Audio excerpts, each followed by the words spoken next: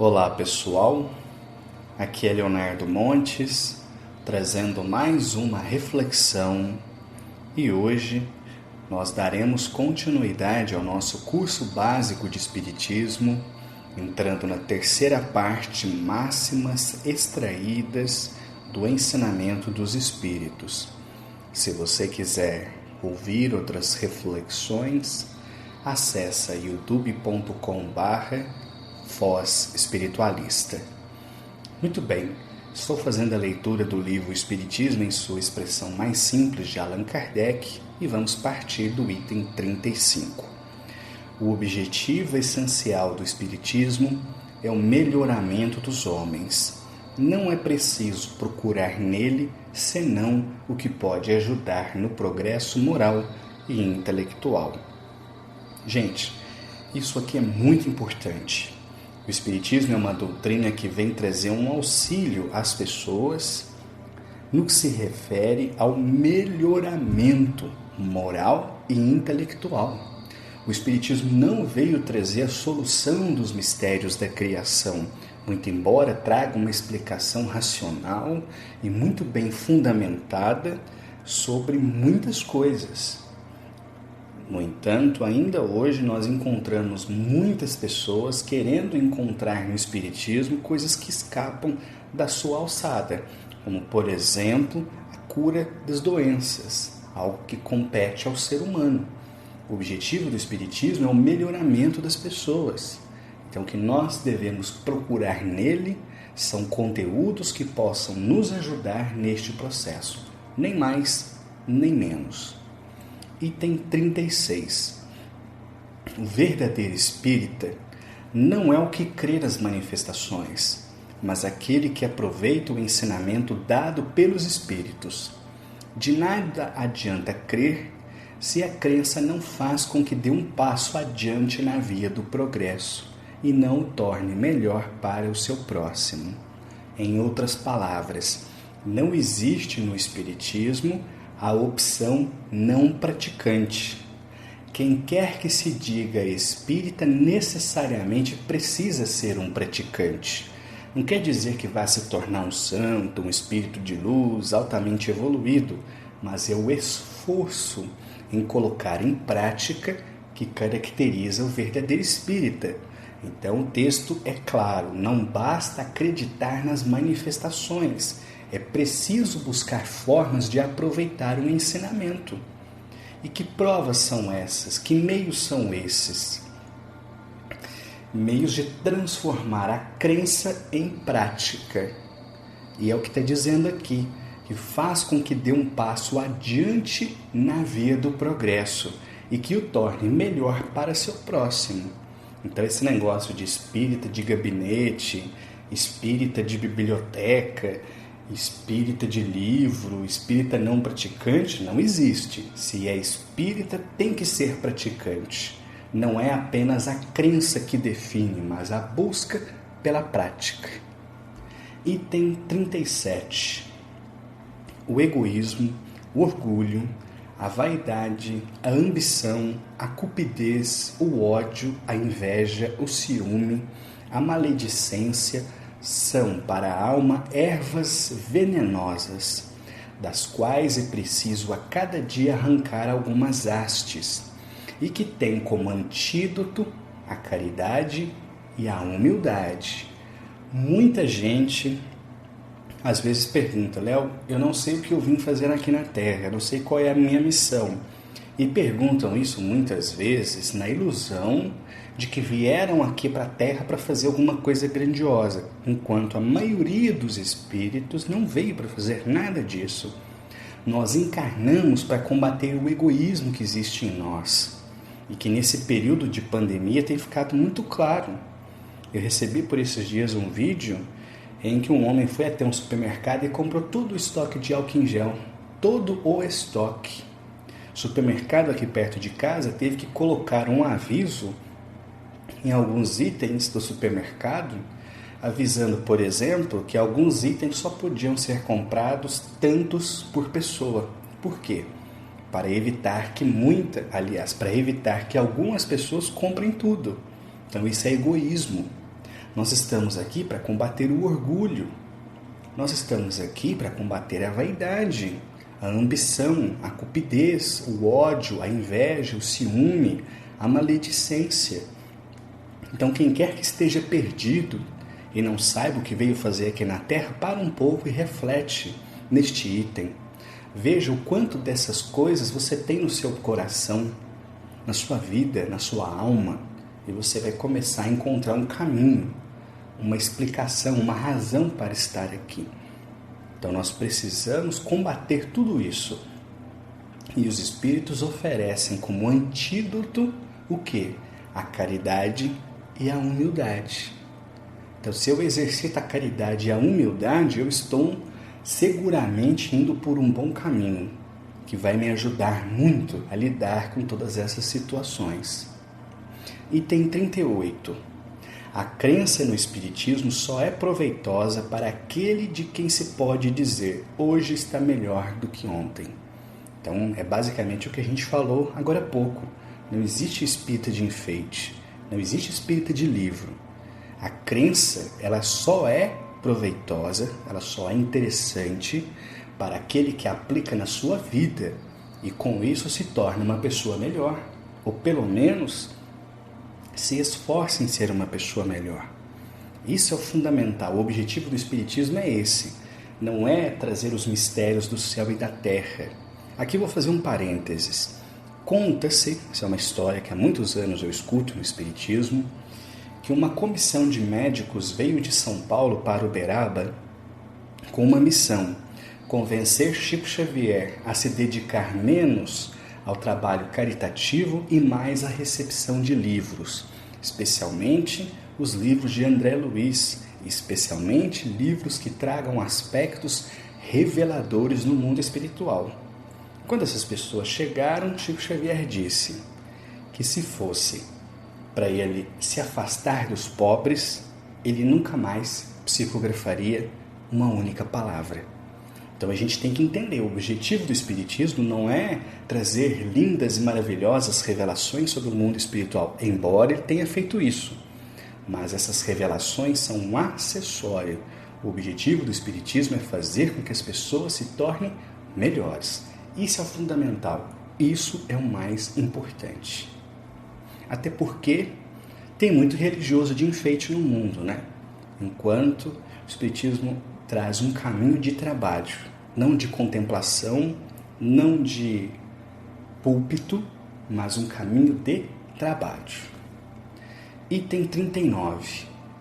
A importância que o homem atribui aos bens temporais está na razão inversa da sua fé na vida espiritual. É a dúvida sobre o futuro que o leva a procurar suas alegrias neste mundo, satisfazendo suas paixões, ainda que às custas do próximo. Gente, isso aqui é muito importante para a nossa caminhada, então vamos com calma. Olha que profunda essa frase. A importância que o homem atribui aos bens temporais. O que são bens temporais? É tudo que está aqui na matéria, né? Caixão não tem gaveta, o espírito não leva nada da matéria. Então, a importância que o homem atribui aos bens temporais está na razão inversa da sua fé no futuro. Ou seja, quanto maior a sua fé no futuro, menos importância o homem atribui aos bens temporais. Isto não quer dizer que nós devemos desprezar as coisas, nós devemos desprezar a matéria, não. Mas é um ponto importante. Onde é que eu coloco a minha vida? Eu coloco a minha vida, os meus interesses, os meus sonhos só na matéria? Então, quando eu morrer, eu volto para o mundo espiritual como um mendigo. Eu não levei nada. Mas se eu coloco a minha fé, a minha vida na fé espiritual, na compreensão de que há uma vida após a morte, que eu estou aqui de passagem e que me cabe não gozar do mundo, mas procurar formas de me melhorar para que eu possa crescer e evoluir, então menos importância eu atribuirei à matéria. Não é que ela não tem importância, mas ela terá menos importância. E a espiritualidade terá uma importância maior na minha vida. E ele continua, é a dúvida sobre o futuro que o leva a procurar suas alegrias neste mundo. Gente, Antes do carnaval, uma aluna falou assim para mim, 13 anos, nesse carnaval eu quero beijar muito na boca, eu quero beber até cair, com 13 anos.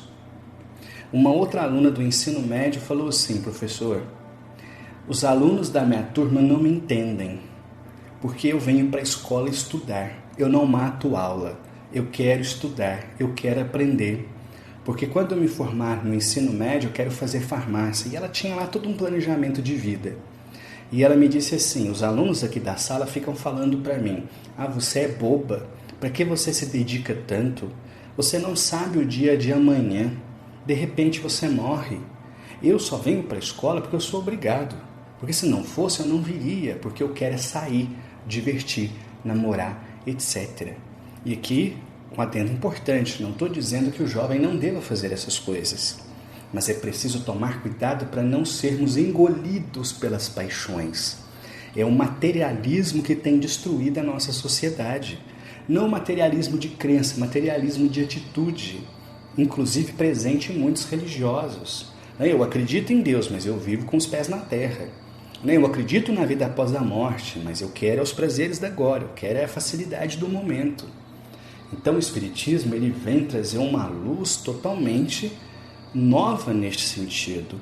Os grandes exemplos que nós tivemos dentro da doutrina espírita não foram de pessoas que desprezavam a matéria, mas foram de pessoas que não se deixaram escravizar pela matéria. Então isso é muito importante. E é claro que neste processo todo as pessoas que buscam a satisfação das suas paixões na terra, muitas vezes passam por cima do próximo, né? Quantos casos eu já encontrei, nossa, são muitos casos de pessoas, por exemplo, que vivem em relacionamentos infelizes, de pessoas que abusam da confiança do outro, do amor do outro, traem, mentem, fazem um monte de coisas, sem parar para pensar que toda vez que nós ferimos um coração, nós arrumamos uma dívida para o futuro. Então, o Espiritismo traz uma luz em todos esses comportamentos que têm escravizado a humanidade desde que o mundo é mundo, convidando-nos a uma postura diferente. Não é uma postura de santidade, mas é uma postura de um ser humano melhor, uma tentativa de vencer as nossas imperfeições. E isso é muito importante. Item 40, para a gente finalizar. As aflições na terra são os remédios da alma. Elas salvam para o futuro. Como uma operação cirúrgica dolorosa salva a vida de um doente e lhe devolve a saúde. É por isso que o Cristo disse, bem-aventurados os aflitos, pois eles serão consolados. Ninguém gosta de ficar doente. Eu passei 2 semanas com uma faringite, foi horrível. E isso é só uma doença de nada. Olha o que nós estamos vivendo. Olha quantas outras pessoas nascem, muitas vezes sem um braço, sem uma perna, com limitações aqui, limitações ali. Nesses momentos de sofrimento, a gente para e pergunta, por quê? Por que eu? Por que comigo? Não é verdade? E olha o que os Espíritos dizem. As aflições na terra são os remédios da alma. Muitas vezes o espírito reencarna numa condição dolorosa ou vem a experimentar uma condição dolorosa durante a vida como uma forma de corrigir o seu espírito, porque pode ter certeza que atrás de toda grande enfermidade que paralisa o ser, existem muitos séculos de vida louca por aí, de abraçar a matéria, de uma vivência que não produziu nada benéfico para ninguém. Os sofrimentos não são à toa. A matéria sofre muitas vezes como um meio doloroso, sim, difícil de suportar, sim, mas muitas vezes necessário para a corrigenda da alma. Elas salvam para o futuro. Ou seja, você sofre hoje, você suporta hoje, mas no futuro você será são. Então vale a pena. O Espiritismo traz um outro olhar. Então continua o texto, como uma operação cirúrgica dolorosa, salva a vida de um doente e lhe devolve a saúde. Há um caso muito famoso que, se não me engano, está no livro Francisco de Assis, o Espírito Miramês, e que eu vou resumir para vocês a minha própria maneira, ok? Há uma pessoa que tinha lepra, e Francisco de Assis se condoeu de vê-lo naquela situação. Lepra não é algo bacana, né? É algo triste. E naquele momento ele ficou fragilizado e ele questionou a justiça divina. E ali ele teve uma visão, sei lá, um espírito apareceu para ele e diz: você acha que isso não tem a sua razão de ser? Você acha que ele está sofrendo à toa? Pois saiba que se ele fosse curado hoje, amanhã ele voltaria para suas loucuras.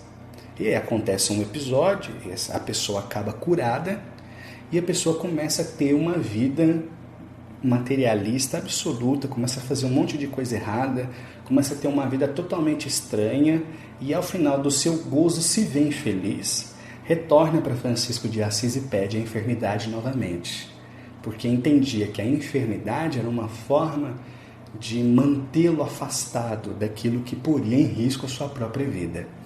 Então, por trás de todas as aflições, muito embora nós não a compreendamos de imediato, pode ter certeza que tem uma causa justa. E nós vamos parando por aqui.